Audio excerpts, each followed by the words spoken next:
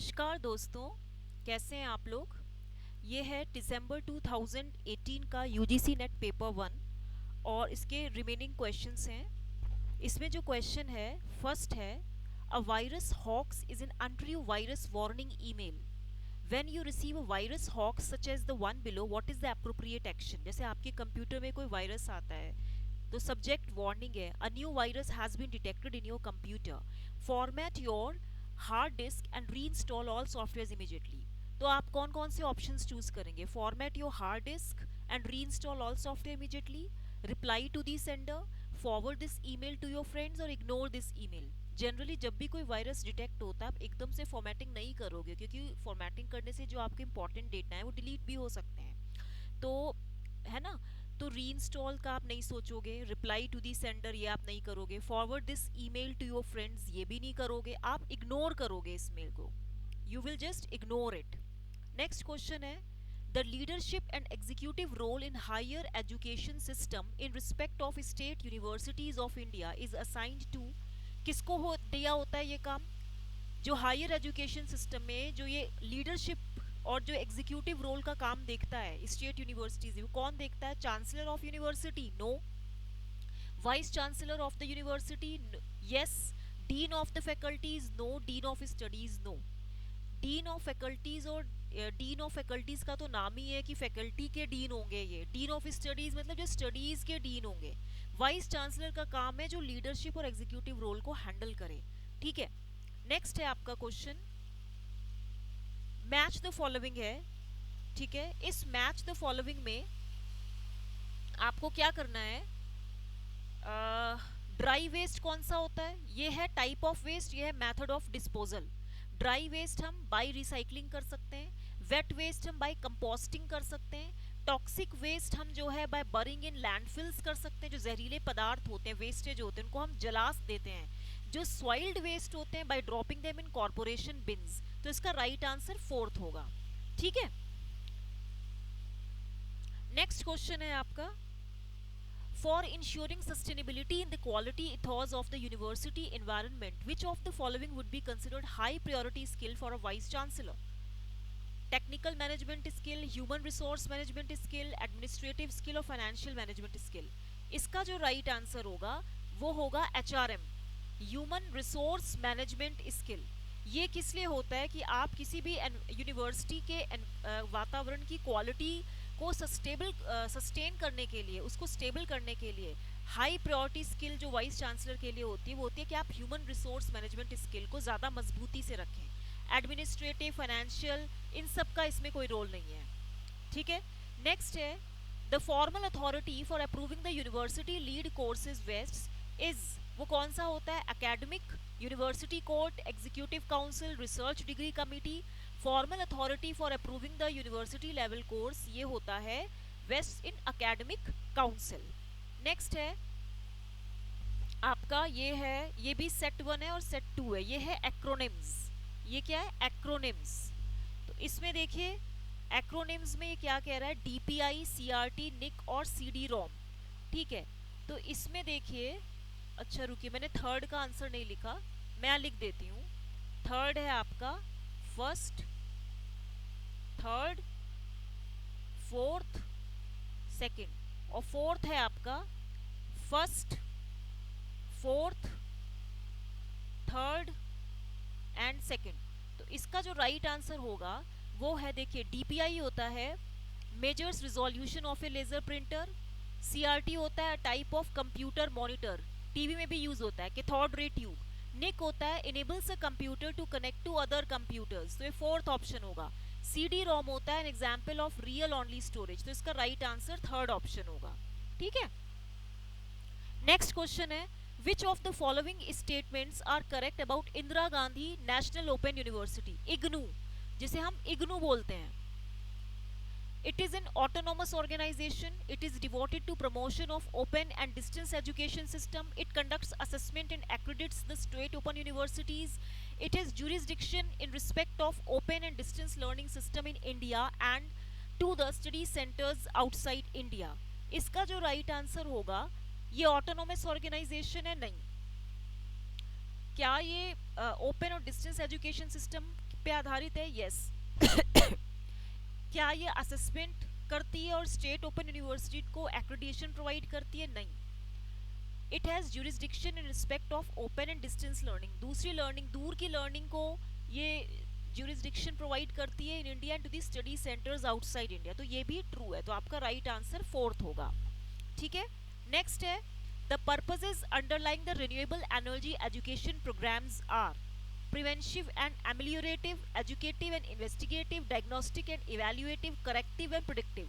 तो renewable energy education programme के अंदर जो उद्देश्य चलाए गए हैं वो है educative and investigative.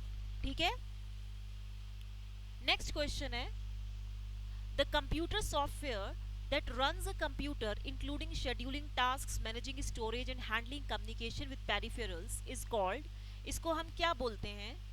Operating system, Bluetooth technology, application suit और device driver.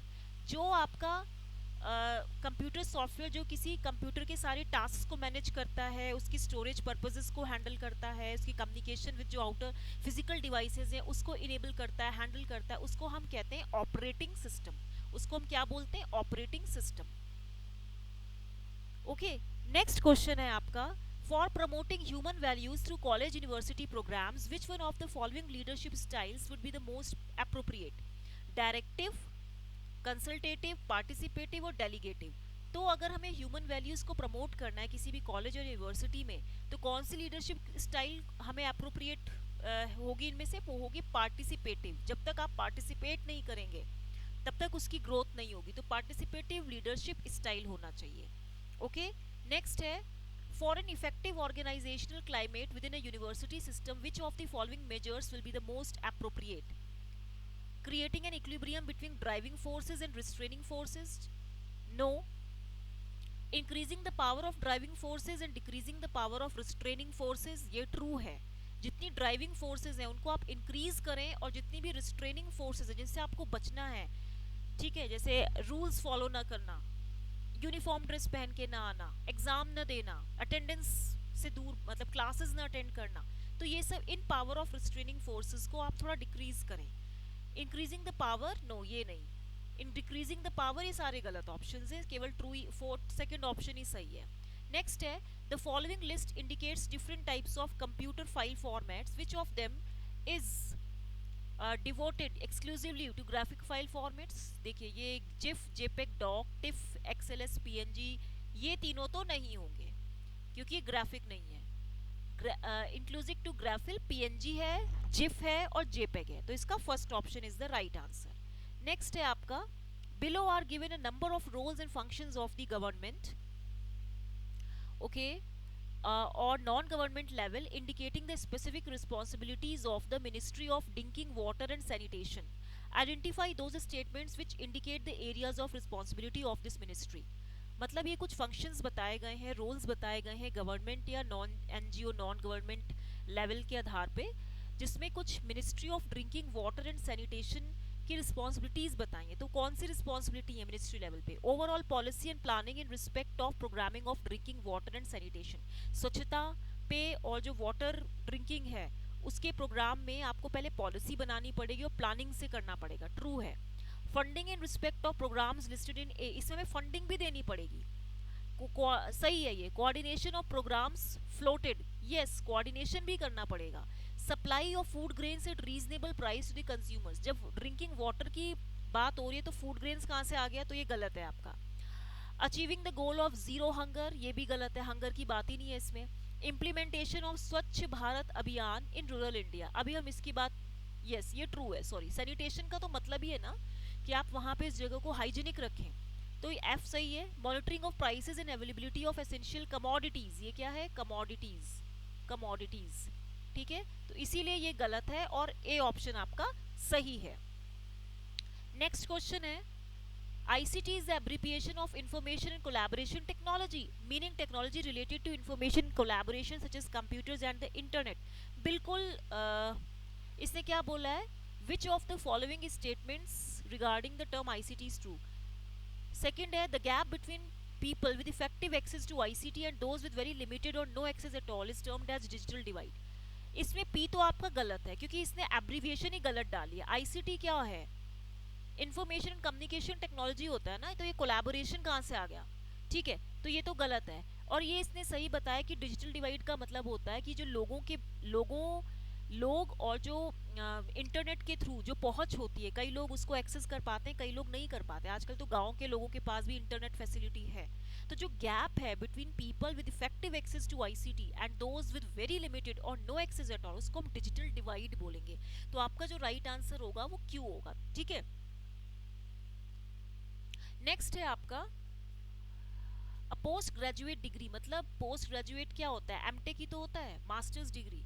A postgraduate degree holder student with 55% marks intends to pursue research for the award of PhD degree. What will be the formal requirements in this regard? Uh, to indicate your correct answer, choose from the code. Appearing in an admission test of a university, अगर आपको PhD में admission लेना है and you have scored 55% marks in masters, तो आप क्या करोगे? एक यूनिवर्सिटी का admission test दोगे, ट्रू है। अटेंडिंग अ कोचिंग इंस्टीट्यूट, नहीं, उसकी don't need to join coaching institute for clearing the PhD entrance exam. ये सब आपने तो काफी पढ़ा है, इतने समय से आप तैयारी कर रहे हो। Consulting an expert teacher, no. Submitting an application for enrolment, आप इनरोल करेंगे, आप एप्लीकेशन डालेंगे, ट्रू है। Submitting a proposal for the research, true है, जब हो जाएगा आप एक रिसर्च प्रपोजल डालेंगे। Discussing the research proposal with a peer group, ये गलत है। पीयर ग्रुप में क्या आप डिस्कस करेंगे? सबके तो प्रपोजल अलग अलग होंगे। Getting the opinion of the experts on the research theme, ये भी गलत है। ठीक है, getting the proposal approved by, yes, जब आपने प्रपोजल सबमिट किया तो एक जो रेलेवेंट बॉडी होगी यूनिवर्सिटी की, एक टीम बनाई जाएगी। वो टीम जब तक आपका प्रपोजल अप्रूव न कर दे तब तक आपका प्रपोजल सबमिट नहीं होगा, तो इसीलिए एच सही है। Attending mandatory course work, yes, true. तो इसका A D E H and I बिल्कुल सही ऑप्शंस हैं। ठीक है, तो यहाँ मैंने आपको इतने क्वेश्चंस बताए हैं, और आप मुझे अब ये बताइएगा कि आपको मेरी आवाज़ सुनाई दे रही है कि नहीं। Please like share and subscribe करना मत भूलिएगा। Thank you very much.